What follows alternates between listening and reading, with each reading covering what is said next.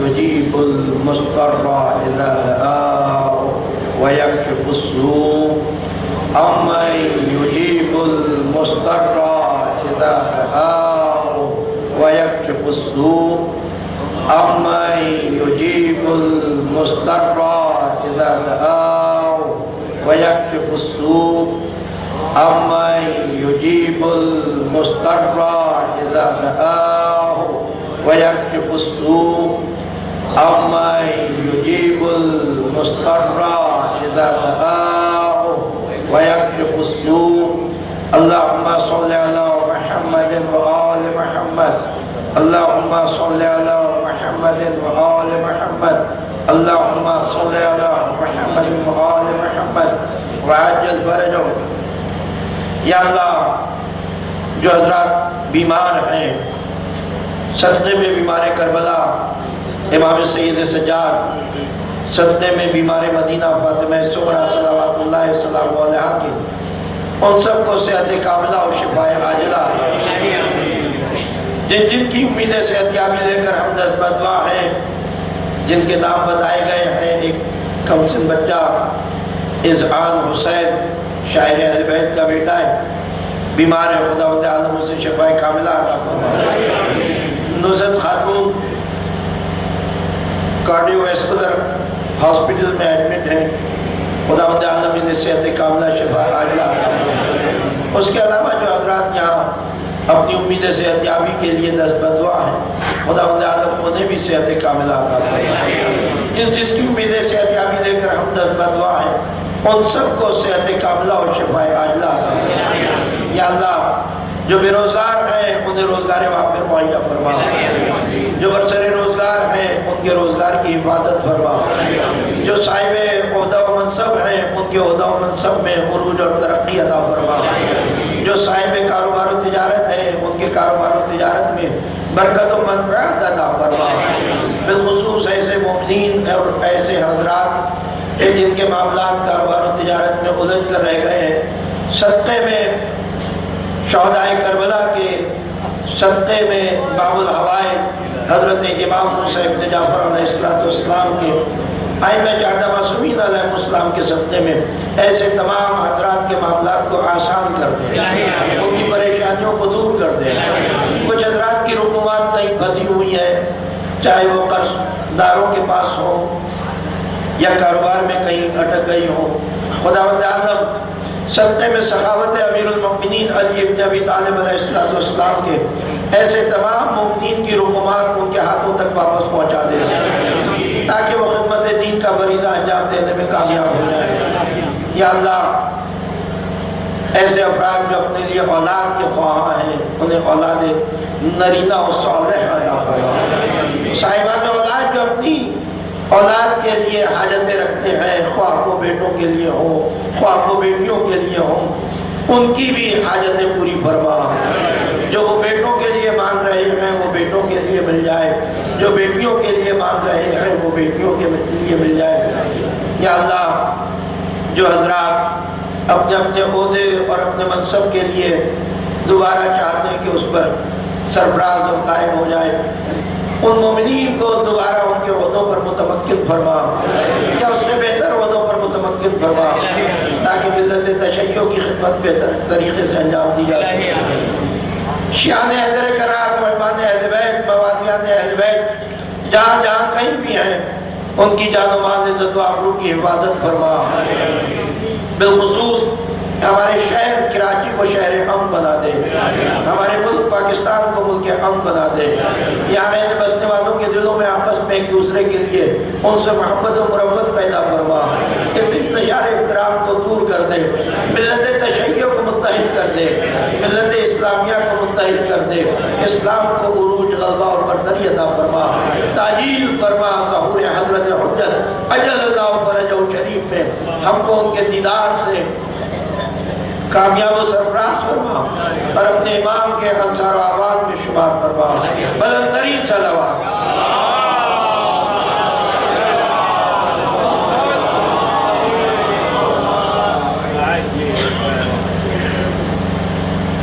سورہ فاتحہ کے لیے گزارش ہے سید نجف عباس ابن صادق حسین جعفری، صادق حسین جعفری ابن سید اصغر حسین جعفری، بنت فاطمہ بنت مرتضیٰ حسین جعفری، سید محمد رضی زیدی لکھنوی، سید سعیدین رضی زیدی لکھنوی، زرغام نقوی شہید، وحید الحسن رضوی اور وحید چچا۔ مولانا ہلال عابدی صاحب نے یہاں بہت عرصے تک اس خانے میں 7 ربیع الاول کو نماز جماعت ادا کی، اور میرے استاد محترم مولانا محمد حسین نقوی علی اللہ مقاموں کے لیے، ان سب حضرات کے لیے 1 مرتبہ سورہ الحمد اور 3 مرتبہ سورہ اخلاص۔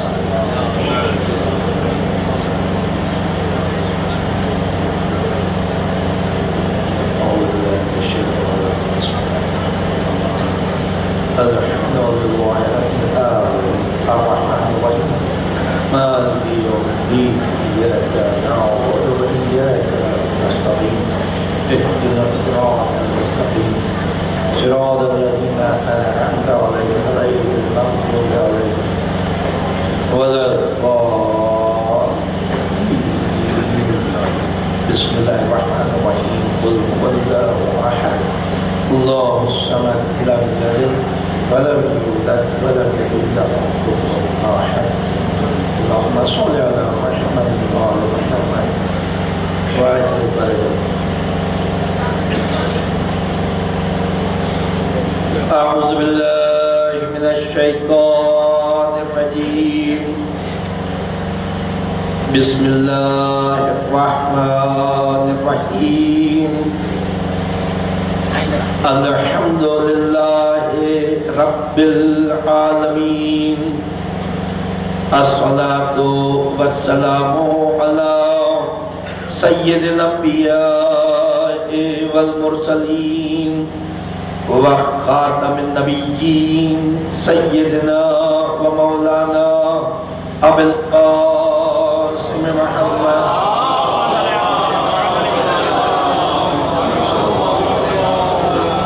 رسول الله الصادق الوعد الأمين والصلاة والسلام على أهل بيته الطيبين الطاهرين الهاديين المهديين وندعو جميعا للحجة اللهم كل وليك الحجة ابن الحسن صلواتك عليه وعلى آبائه في هذه الساعة وفي كل ساعة وليا وحافظا وقائدا وناصرا ودليلا وعينا حتى تسكنه أرزك طوعا وتمتعه فيها طويلا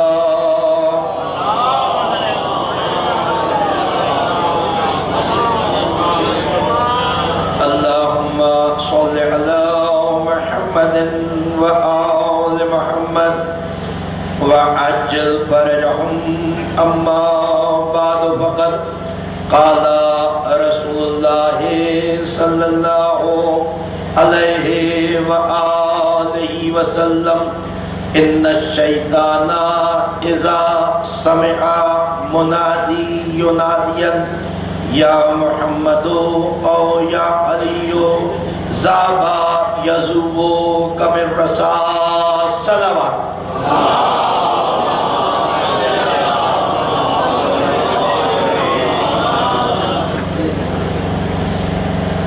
مجلس کو فضائل اہل بیت سے رونق دینے کے لیے فضائل علی بن ابی طالب علیہ السلام سے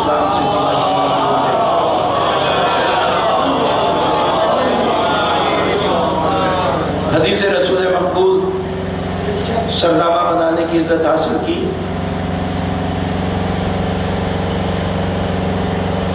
ان الشیطان اذا سمع منادی ینادیا، بالیقین یہ شیطان ہے کہ جب وہ آواز سنتا ہے یا محمد اور یا علی کی، ذابا کما یذوب الرصاص، تو ایسے جلتا ہے جیسے آگ میں لوہا دبایا جاتا ہے۔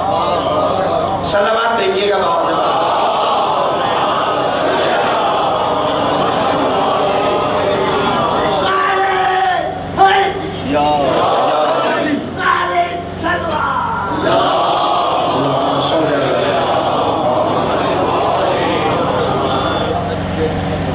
کل واقعات امیر مختار میں میں نے قاتلان حسین کا انجام بیان کیا اور بہت سے قاتلوں کا انجام آپ کی خدمت میں پیش کیا۔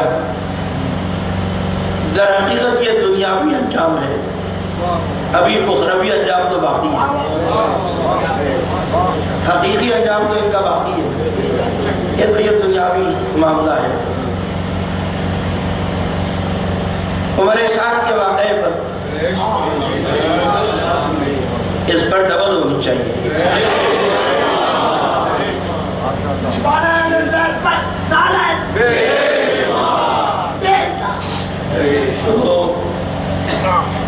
اس کے واقعے پر مجلس کا اختتام ہوا۔ مجھ سے کہا گیا کہ آپ نے بہت سے واقعات چھوڑ دیے ہیں، جس میں عبداللہ ابن مدی کا واقعہ ہے اور دیگر واقعات ہیں۔ مجھے اس بات کی خوشی ہوتی ہے اور بڑا حوصلہ ملتا ہے جب میرے بزرگ حضرات اور میرے کرم فرما مجھے ان واقعات کی نشاندہی کرتے ہیں جو بیان کرنے سے رہ جاتے ہیں۔ ایسا نہیں ہے کہ واقعہ بھول جاتا ہے یا بھول کر وہ واقعہ سر پہ نظر کیا جاتا ہے، بلکہ دیگر واقعات کو جگہ دینے کے لیے کسی واقعے کو کم کرنا پڑتا ہے، ورنہ 8 مجلسوں میں اتنے واقعات ممکن نہیں ہیں کہ پیش کیے جا سکیں۔ اس وجہ سے کچھ واقعات رہ جاتے ہیں، مگر وہ جو سوالیں عادی ہو چکی ہیں واقعات سننے کی، وہ کہتی ہے کہ نہیں، کچھ بھی ہو کم سے کم پتہ تو چلے کہ منافق کا بنا کیا۔ تو آپ نے تو اس کو سرے سے ایسے ہی کنویں سے نکالنے کے بعد چھوڑ ہی دیا، ایسا تو نہیں ہے۔ اور الحمدللہ اہل مطالعہ میرے سامنے تشریف فرما ہے، اہل علم تشریف فرما ہے، اہل تحقیق و تجسس تشریف فرما ہے۔ بڑی خوش نصیبی کی بات ہوتی ہے۔ تو جہاں مختار کوفے میں قاتلان حسین کا زمین سے مٹانے پر تیار نظر آتا ہے اور قاتلان حسین کو قتل کر رہا ہے، ایک قتل کا بازار اس نے گرم کر رکھا ہے۔ میں آپ کی خدمت میں ایک جملہ عرض کر رہا ہوں حمید اللہ کا، ڈاکٹر حمید اللہ، یہ کراچی یونیورسٹی کے ہیڈ آف دی ڈپارٹمنٹ رہے ہیں، اسلامیات کے، اسلامک ہسٹری کے، اسلامی شعبوں کے، اسلامی علوم سے متعلق شعبوں کے، اور ان کا خاصہ یہ تھا کہ یہ 17 عالمی زبانوں پر دسترس رکھنے والا عالم ہے، مگر یہ سبحان اللہ والا نہیں ہے۔ زیادہ سے زیادہ اس کے لیے رضی اللہ کہا جا سکتا ہے۔ صلوات بھیجیے بابا۔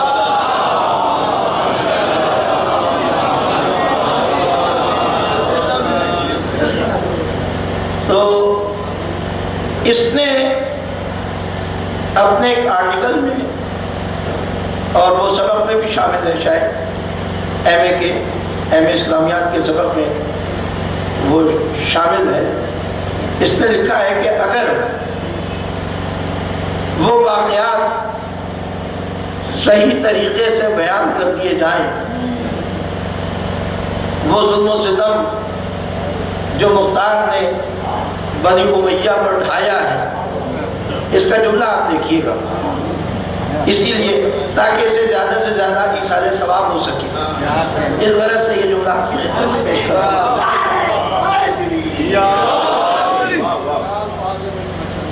تو اس نے لکھا ہے کہ اگر مختار کا وہ ظلم و ستم جو اس نے بنی امیہ پر کیا ہے وہ واقعتاً بیان کر دیا جائے تو تاریخ کے ہاتھ سے خون رسنے لگے. مجھے یہ جملہ پڑھ کے بہت خوشی ہوئی, غصہ نہیں آیا, بہت خوشی ہوئی. اور اب پتہ چلا کہ مختار کی تلوار کا سفر ابھی تک جاری ہے.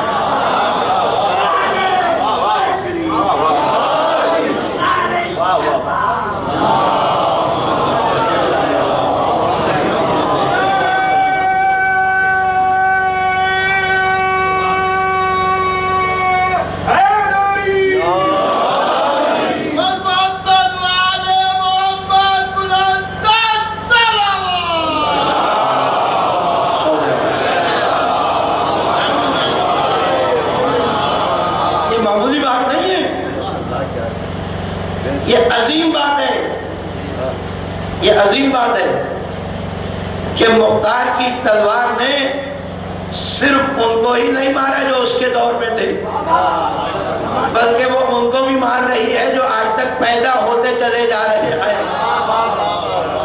مولا متقیان سے کسی نے جنگ صفین میں یہ جملہ کہا تھا کہ مولا کاش ہماری اس کامیابی کو وہ ہمارے ساتھی دیکھتے جو ہم سے پہلے گزر چکے ہیں, کیونکہ اہل علم تشریف فرمائے, اہل مطالعہ تشریف فرمائے.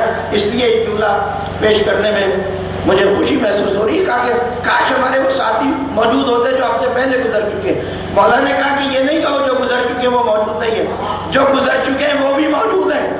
سنیے گا, جو گزر چکے ہیں وہ بھی موجود ہیں, جو ماؤں کے رحموں میں ہیں وہ بھی موجود ہیں, جو باپ کے صلبوں میں ہیں وہ بھی موجود ہیں. جب چاہنے والوں کا یہ سلسلہ جاری ہے تو دشمنوں کا بھی تو ایسا ہی سلسلہ ہے نا. صلوات بھیجیے گا باہر سے بدل.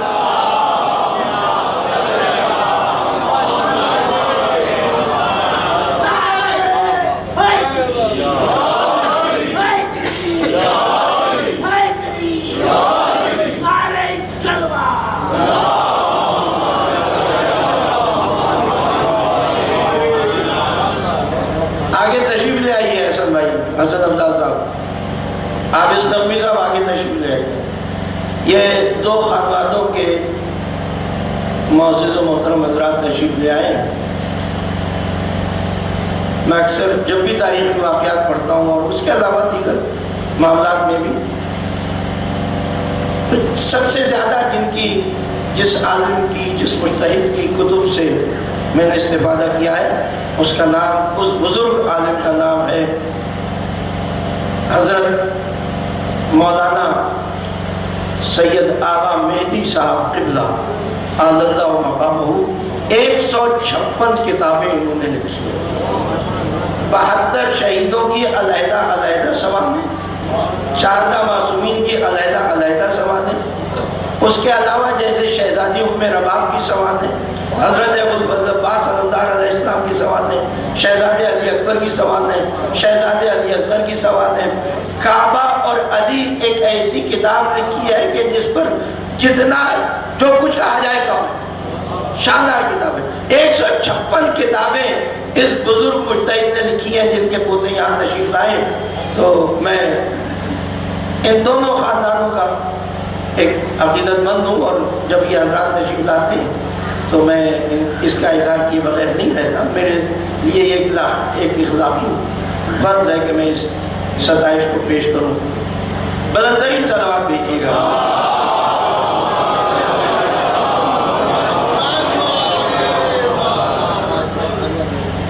عبداللہ ابن مطیع کو مختار نے کوفے سے اس شرط کے ساتھ جانے دیا تھا کہ تم میرے سامنے دوبارہ نہ آنا, اور اگر تم دوبارہ آؤ گے تو پھر کوئی رعایت نہیں ہوگی, کوئی مربت محبت کام نہیں آئے گی. جب کوفے میں قاتلان حسین کا اس طرح سے قتل کیا جانا وہ پورے عرب میں مشہور ہو گیا, اس طرح سے مشہور ہوا کہ جہاں جہاں کوئی دور دراز کا اثر باقی تھا وہاں انسان اٹھ کر کھڑا ہو جاتا تھا. اور ایک جملہ ہے جو تاریخ میں پایا جاتا ہے کہ مختار نے کوفے میں زمین و آسمان ایک کر رکھا ہے. عراق میں قاتلان حسین کو قتل کرنے میں زمین و آسمان ایک کر رکھا ہے۔ اچھا، جیسا میں آپ سے پہلے مجلس میں عرض کر چکا ہوں کہ ایسا کوئی زمانہ نہیں رہا کہ جب اہل بیت کے ماننے والوں کی اکثریت رہی ہو دنیا میں، ہمیشہ یہ اقلیت رہے، کم رہے، اور ہمیں اکثریت کی ضرورت بھی نہیں ہے، ہمیں اکثریت کی ضرورت بھی نہیں ہے، اس لیے کہ حق کی طرف آنا کم کم کو نصیب ہوتا ہے۔ تو اس وقت بھی ایک تعداد میں کم تھے، اور مکہ اور مدینے میں عبداللہ ابن زبیر، بصرے میں مصعب ابن زبیر، شام سے لے کر اور دیگر تمام علاقوں تک جو عراق کی تک سرحدیں ملتی ہیں، یہاں عبد الملک ابن مروان یا مروان بن حکم، ان سب کی حکومتیں تھیں۔ اور یہ جو مارے جا رہے ہیں، یہ جو قتل کیے جا رہے ہیں، چاہے عمر سعد ہو، چاہے حسین ابن نمیر ہو، چاہے سنان ابن انس ہو، چاہے مسلم ابن اسماء خارجہ گزاری ہو، چاہے اسماء ابن خارجہ گزاری ہو، جتنے بھی مارے، محمد ابن اشعث ہے، اشعث ابن قیس ہے، حرملہ ہے، خودی ہے، یہ سب اگر ویسے رشتے میں ایک نہیں ہے تو کام کے رشتے سے تو ایک ہی ہے۔ ہم پیشہ تو ہیں، جب کسی کا سر قلم ہوتا ہے تو مشرق و مغرب میں تہلکہ مچ جاتا ہے۔ چنانچہ عبداللہ ابن مطیع نے کوفے سے فرار اختیار کیا، نہروان میں گیا، نہروان میں جا کر رکوش ہو کر کچھ عرصے زندگی گزاری، پھر وہاں سے عبداللہ ابن زبیر کو ایک خط لکھا جس کا یہ گورنر بن کر کوفے میں آیا تھا کہ اس طرح سے مختار نے میرے ساتھ بدسلوکی کی ہے اور مجھے کوفے سے نکال دیا، تو میرے پاس دوبارہ فوج بھیجو تاکہ میں مختار پر چڑھائی کروں، حملہ کروں، یورش کروں اور اسے قتل کروں اور کوفہ تمہارے زیر نگی دوبارہ آ جائے۔ عبداللہ ابن زبیر نے کہا کہ نہ بھائی، بس میں پہلی دفعہ میں باز آیا، اب تجھ سے کوئی توقع نہیں ہے، جہاں ہے بیٹھا رہے، اپنی جگہ بیٹھا رہے، نہ میں تجھے فوج بھیج رہا ہوں اور نہ میں تجھ سے یہ کہہ رہا ہوں کہ تو کوفے میں میرا خطبہ جاری کروا دے یا میرے نام کا سکہ جاری کروا دے، مجھے تجھ سے کوئی غرض نہیں، دیکھ لیا تجھ میں کتنا دم درود ہے، اب میں تیرے جھانسے میں نہیں آنے والا ہوں۔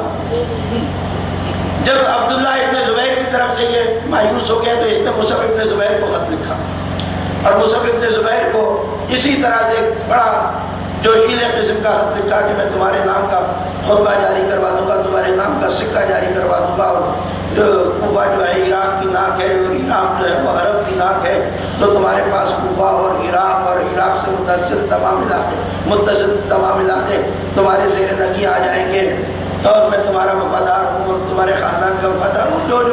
جو لکھ سکتا تھا تو لکھا۔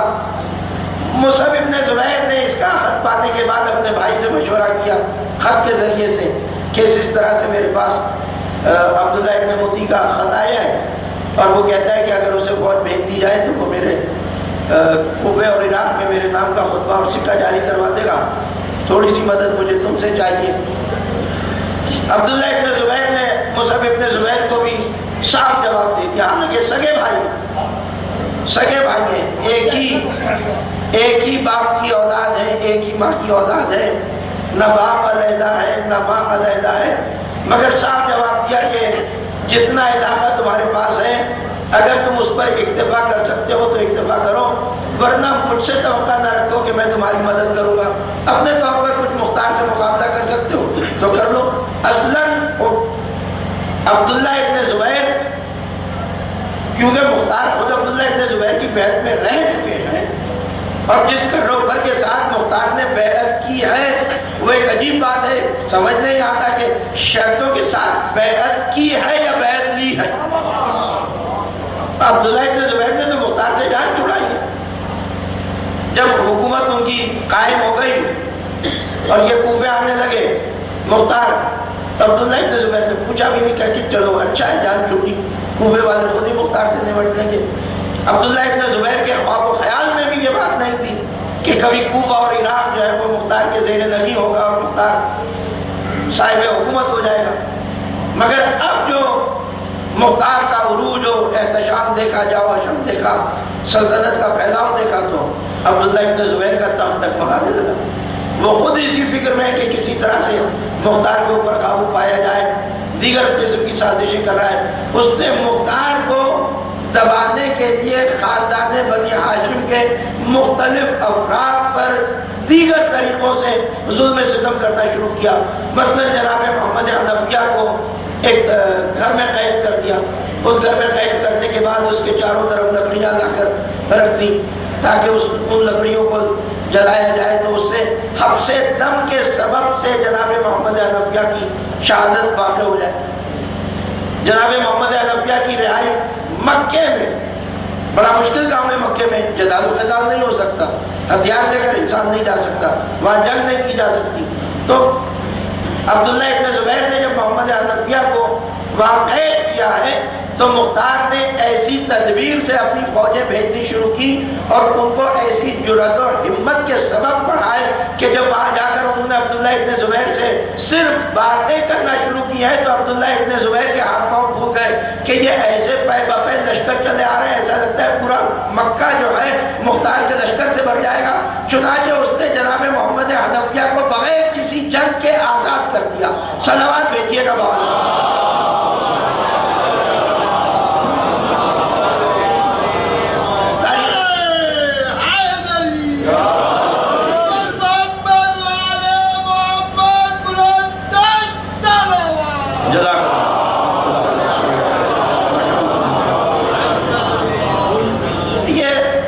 واقعے کو فہرست میں لانے کی خاطر آپ کی خدمت میں صرف ریفرنس کے طور پر پیش کیا, واقعہ نہیں عرض کیا میں نے. تو جناب محمد حنفیہ مختار کی کوشش کے نتیجے میں آزاد ہوئے. عبداللہ ابن زبیر دیکھ رہے ہیں کہ مختار کا تو جاؤ بڑھتا ہی چلا جا رہا ہے.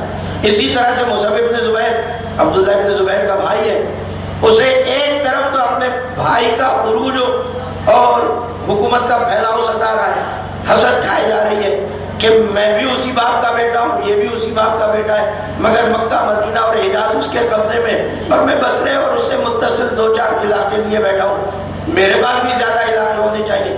اب جو عبداللہ ابن مطیع جیسے شخص کا ایک خط ملا ہے مصعب ابن زبیر کو کہ تم میری مدد کرو, تو اس نے کہا یہ بہترین موقع ہے, اگر میں اس کی مدد کرتا ہوں اور یہ کامیاب ہو جاتا ہے تو عراق جیسا ملک میرے زیر نگین ہو جائے گا, عراق جیسے ملک میں میرا خطبہ پڑھا جانے لگے گا تو میں تو عبد الملک ابن مروان اور عبداللہ ابن زبیر دونوں سے زیادہ نامور ہو جاؤں گا.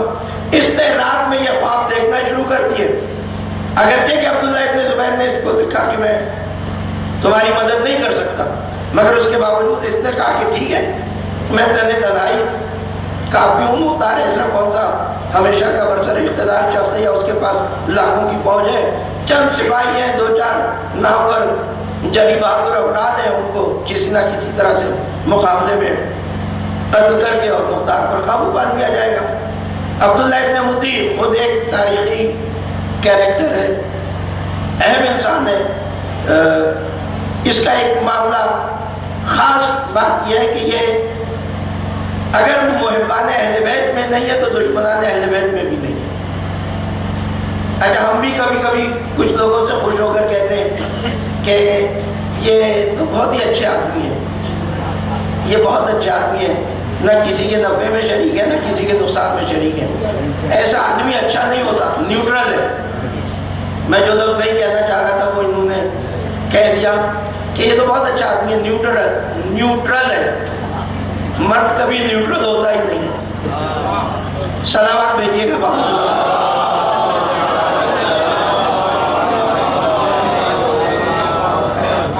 مردوں کا نیوٹرل ہونا صحیح نہیں ہے, ان کو تو ویسے ہی کڑک ہونا چاہیے, کڑکدار ہونا چاہیے, کڑکدار ہونا چاہیے.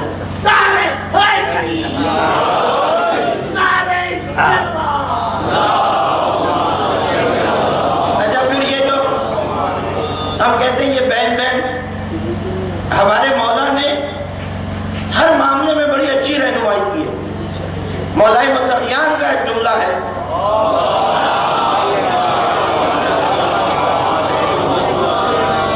کہ حق اور باطل دو رستے ہیں, حق اور باطل دو رستے, درمیان کا کوئی رستہ نہیں ہے. یا انسان اہل حق میں سے ہے یا انسان اہل باطل میں سے ہے. یہ نیوٹرل کیا چیز ہوتی ہے آج تک سمجھ نہیں گا. صلوات بھیجیے گا بہت سے بات.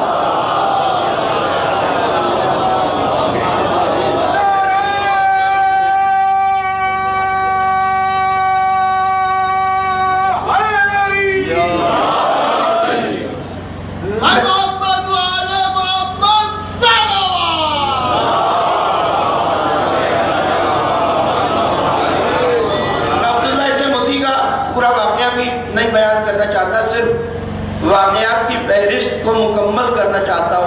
تاکہ جو سماعتیں ان واقعات کے لیے بے چین ہیں ان کی تشفی ہو جائے۔ چنانچہ مصعب ابن زبیر کو جب عبداللہ ابن مطیع کا خط ملا اور یہ قتل عام کی خبریں قاتلان حسین کی چاروں طرف پہنچی، مصعب ابن زبیر نے عبداللہ ابن مطیع کو کہا کہ ٹھیک ہے، تم جاؤ ابراہیم اور مختار کا مقابلہ کرو، اور اگر تم ان دونوں کو قتل کرنے میں کامیاب ہو گئے تو تم میرے دست راست دو گے، اور کوفے کی حکومت اور عراق کی حکومت تمہارے ہی پاس ہوگی، تمہارا جاؤ اشرف دیکھنے والا ہوگا۔ جو کچھ بھی اس کو لکھ سکتا تھا۔ 15,000 کی فوج مصعب ابن زبیر نے عبداللہ ابن مطیع کو دی۔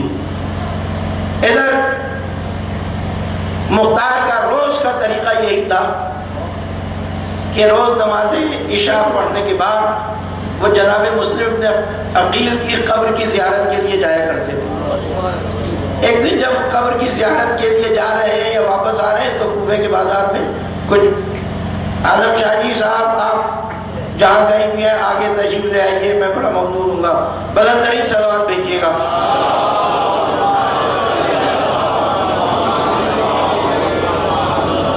جتنا آپ آگے آئیں گے اتنا میرے اوپر احسان ہوگا، بلند ترین صلوات بھیجیے گا۔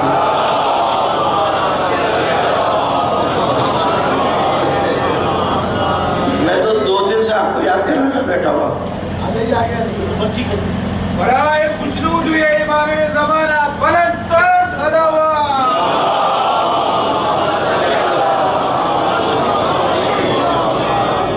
نعرہ حیدری۔ تو خوشنود ہوئے امام حسین علیہ السلام بلند تر صلوات۔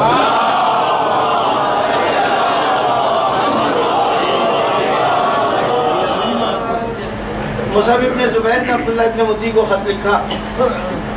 عبداللہ ابن مطیع کو 15,000 کی فوجیں تھیں، یہ کوفے کی طرف چڑھائی کے لیے آ رہا ہے، پیش قدمی کر رہا ہے۔ مختار نماز عشاء کے بعد جناب مسلم ابن عقیل کی قبر کی زیارت کے لیے جاتے ہیں، واپس آتے ہیں، دیکھا کہ کوفے کے بازار میں کچھ بھگدڑ سی ہے۔ لوگوں سے پوچھا بھئی کیا بات ہے؟ کہا کہ سنا ہے کہ عبداللہ ابن مطیع کوفے پر حملہ کرنے کے لیے آ رہا ہے، اور اس کا رخ نہروان کی طرف سے کوفے کی طرف ہے، یعنی نہروان سے آ رہا ہے۔ مختار نے فوراً ہی اپنا اجلاس بلایا، ابراہیم ابن مالک اشتر، عبداللہ کامل، برقہ ابن غارب، عمر ابن شمیل، ان تمام حضرات کو بلا کر پوچھا کہ بھئی اب کیا کیا جائے؟ یہ تو پہلے ہی تلواریں تولے بیٹھے ہیں، کیونکہ ابھی جو مارا جا رہا ہے یہ تو 2-2 4-4 کو مارا جا رہا ہے، یہ تو میدان کے سپاہی ہیں، ان کو تو میدان سجا ہوا چاہیے۔ یہ سب کے سب افراد ایسے ہی کہتے ہیں کہ اے امیر، ہم تو خود دعا کر رہے تھے کہ ہماری تلواروں کو کہیں زنگ نہ لگ جائے۔ بلند ترین صلوات بھیجیے۔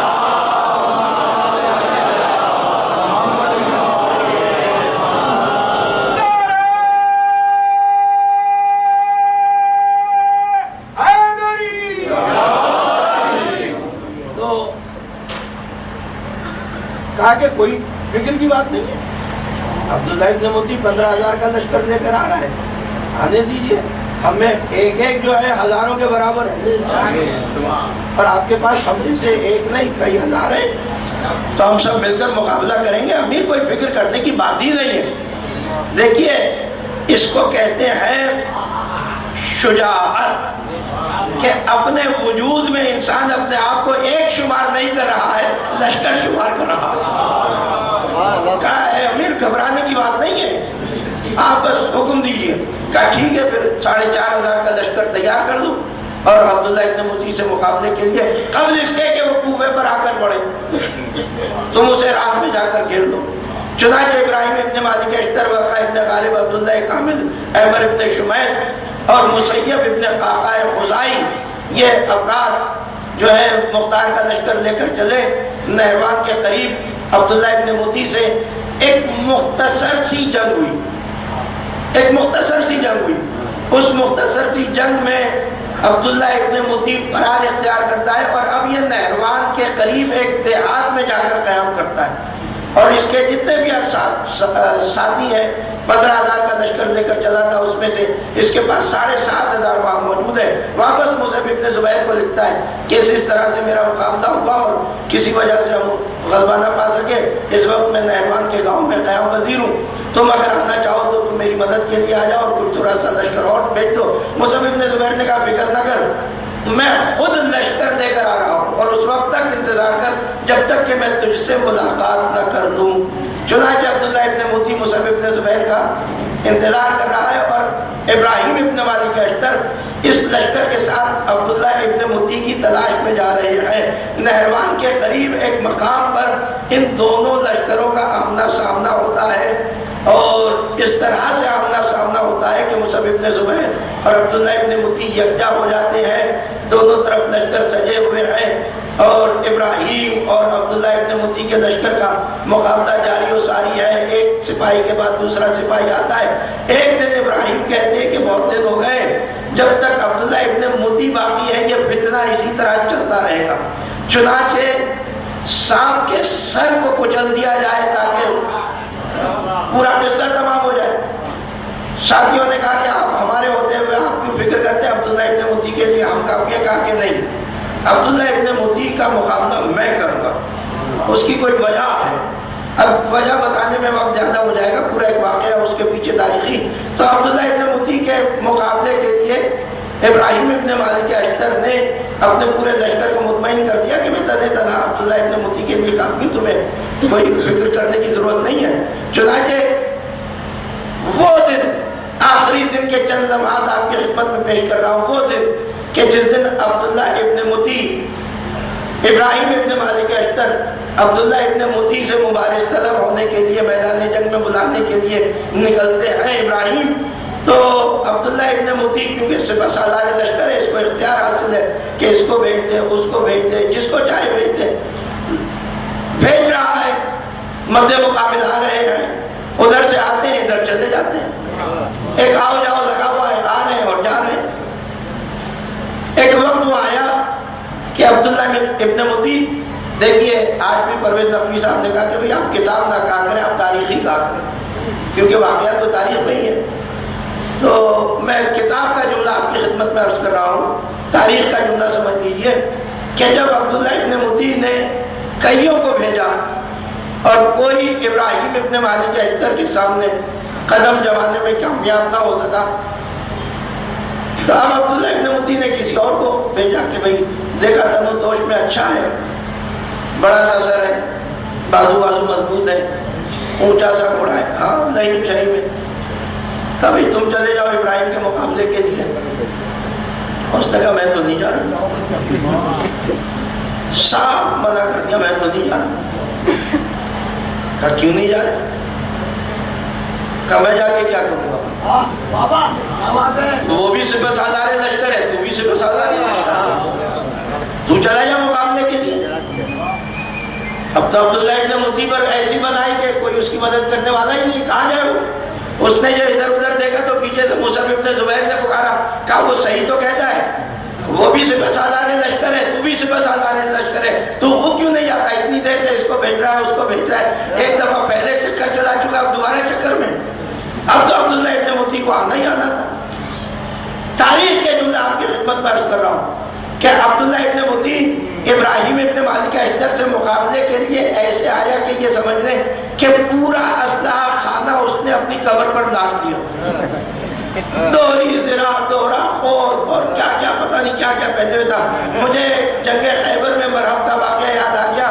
شاہ عبدالعزیز محدث دہلوی نے لکھا ہے کہ جب مرحب نے دیکھا کہ علی ابن ابی طالب تو ایسا زبردست پہلوان ہے کہ اس نے علم جو ہے وہ چٹان میں گاڑ دیا ہے اور یہ مبارز طلب ہو رہا ہے، 3 بھائیوں کو قتل کر چکا ہے، تو اب اس نے خود کے اوپر جو میخ ہوتی ہے اس میخ میں چکی کا پاٹ رکھ لیا،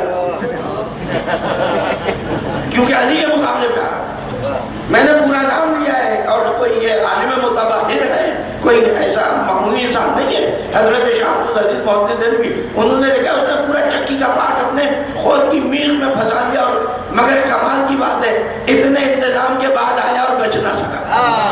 سلوات بھیجیے گا باہر سے۔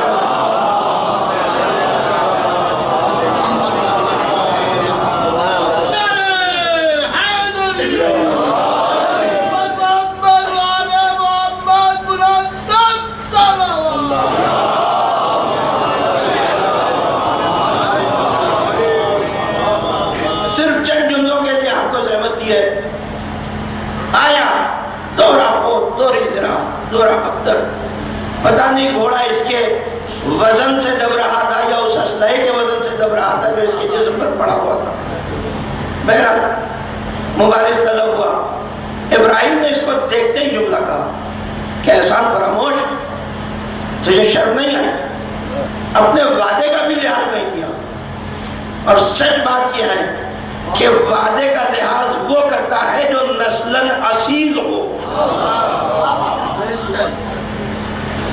کم نسل کم اصل سے وعدے کی وفا ممکن نہیں ہے.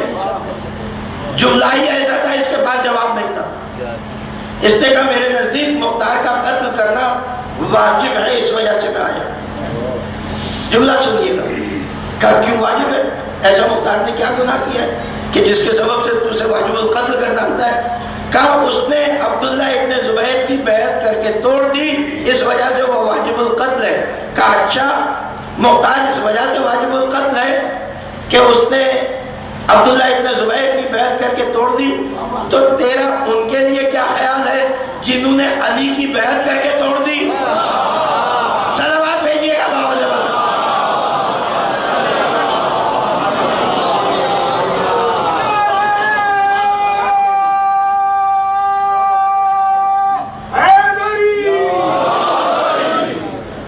اور اب ظاہر ہے کہ بعد جس کے پاس تقریر کا جواب نہ ہو اس کے پاس شمشیر کا کیا جواب ہوگا؟ اس نے کہا کہ ابراہیم میں تمہیں دعوت دیتا ہوں کہ تم حملہ کرو. کہا نہیں، مجھے میرے مولا نے منع کیا ہے کبھی حملے میں پہل نہ کرنا. میں پہل نہیں کروں گا، تو آزما لے. اس نے تلوار نکالی، نیزہ نکالا، گرد نکالا. مقابلے پر مقابلہ ہوتا رہا. نیزے کے جواب میں نیزہ چلتا رہا، تلوار کے جواب میں تلوار چلتی رہی، گرز کے مقابلے میں گرز چلتا رہا، یہاں تک کہ وہ دوبارہ نیزے کی جنگ پر آیا. نیزے کی جنگ کے ابراہیم بھی ماہر ہے. ابراہیم کس چیز کی جنگ کے ماہر نہیں ہے بھائی؟ علی کے شاگرد ہے، معمولی بات ہے. علی کے شاگرد ہے ابراہیم. مولا ابوالفضل عباس علمدار علیہ السلام کے ساتھ ایک ہی جگہ انہوں نے فنون حرب و ضرب علی ابن ابی طالب سے سیکھے. جو عباس کی تلوار کی کاٹ ہے وہ ابراہیم کی تلوار کی کاٹ.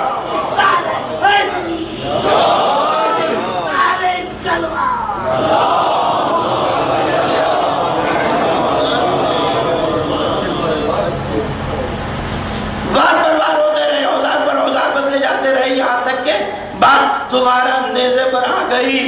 اور اب جب نیزے پر بات آئی اور نیزے کی نہ چلی تو اس نے دھوکے کا وار کیا. ابراہیم کے ہاتھ سے نیزہ چھوٹ گیا. ابراہیم نے تلوار نکالی، عبداللہ ابن متی نے تلوار نکالی. تلواروں کے وار ہو رہے ہیں، وار پر وار ہو رہا ہے.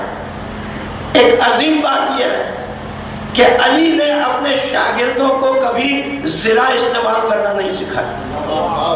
آپ میرے مولا کے خطبے جا کر دیکھ لیجئے، نہج البلاغہ میں موجود ہے کہ زرا کبھی ساتھ لے کر نہ جانا ورنہ اپنے بچاؤ کا آسرا رہے گا. ہمیشہ شہادت کا نظریہ لے کر میدان جنگ میں اترو تو کامیاب و کامران واپس آؤ گے. تو عبداللہ ابن متی کے پاس تو زرا ہے مگر ابراہیم کے پاس زرا نہیں ہے. ابراہیم تلوار سے تلوار کا کام لیتے ہیں اور تلوار ہی سے زرا کا کام لیتے ہیں. یہ عظیم طریقہ ہے جو میرے مولا نے سکھایا ہے. یہ جملہ ہے کہ جب تمہارے اوپر وار ہونے لگے تو تیروں کو تلوار سے قطع کرو. اسلام زرا کو اپنے منہ پر نہ لینا، تیروں کو تلوار سے قطع کرو. جو کچھ بھی ہے تمہارا ہتھیار جو ہے تلوار ہے، اس سے کام لو. یہاں تک کہ جب یہ تلوار کی جنگ میں اس نے زرا نکال کر مقابلہ کرنا شروع کیا اور ابراہیم سمجھ گئے کہ اب یہ بچنا چاہتا ہے تو ابراہیم نے بھی میرے مولا کا بتایا وہ وار آزمایا. رکابوں پر پاؤں جمائے، مجھتے فرس کو چھوڑا، تلوار کو ہاتھ میں لیا، فضا میں بلند ہوا. ابراہیم کی تلوار فضا میں چمکی یا بجلی چمکی، خود کاٹا، سر کاٹا، گردن کاٹی، دھڑ کاٹا. سوار سوئے سکر گھر کو راہوار چلا. صلوات بھیجیے گا بہت.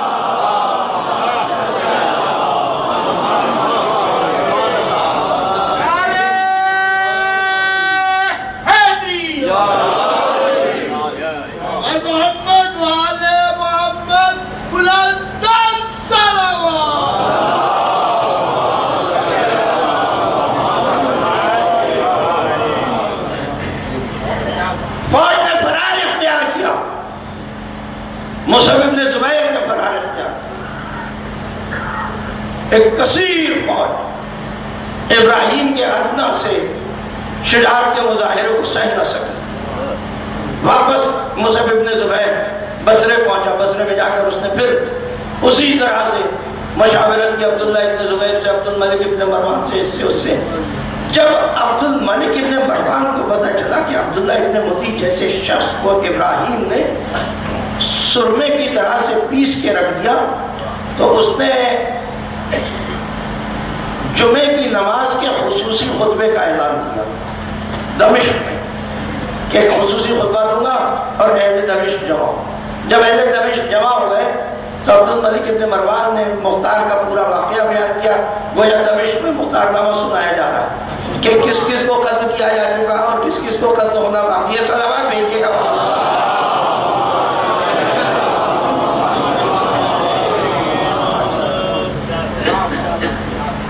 تو وہاں عبداللہ ابن مطیع کا ایک رشتہ دار کھڑا ہوا اور اس رشتہ دار نے کہا شرجیل ابن ذوالقلائے حمیری, یہ جنگ صفین میں بھی مولائے کائنات کے لشکر کے بالمقابل آیا تھا اور بڑا بنی امیہ کے نامور ہوا خواہوں میں تھا اور میدان جنگ کے بڑے نامور پہلوانوں میں تھا. اس نے کہا کہ اچھا ٹھیک ہے, اگر ایسی ہی بات ہے تو میں مقابلے کے لیے تیار ہوں. ابراہیم سے بھی مقابلہ کروں گا اور مختار سے بھی مقابلہ کروں گا. ابھی یہ کھڑا ہوا تھا کہ اس کے ساتھ ہی ایک دوسرا بوڑھا کھڑا ہوا, اس کا نام ہے عامر ابن ربیعہ. عامر ابن ربیعہ نے کہا کہ اے عبد الملک ابن مروان, شرجیل ابن ذوالقلائے حمیری سے زیادہ میرا تعلق عبداللہ ابن مطیع سے ہے, وہ میرا ہمجدی بھی ہے اور میرے اس سے کئی رشتے ہوتے ہیں.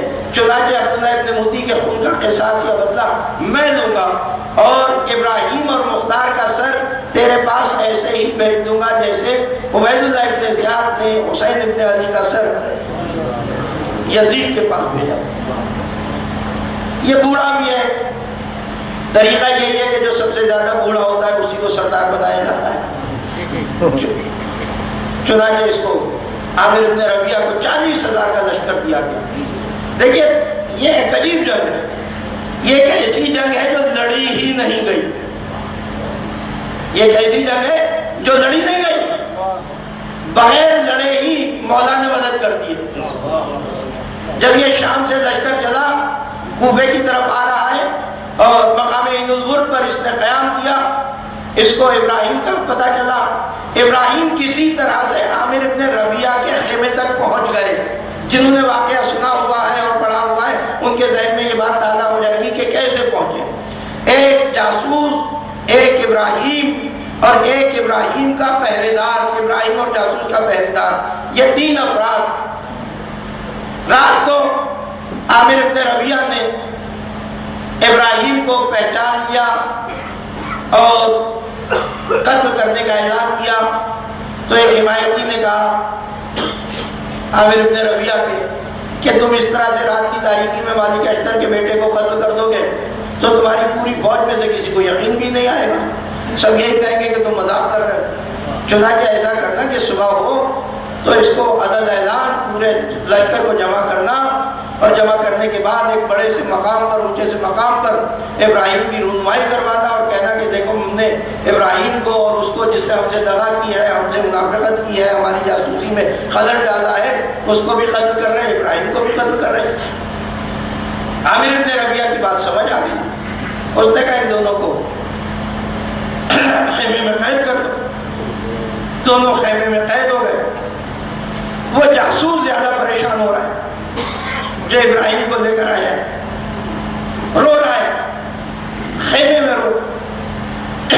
ابراہیم نے پوچھا کیا بات ہے, کیوں رو رہا ہے؟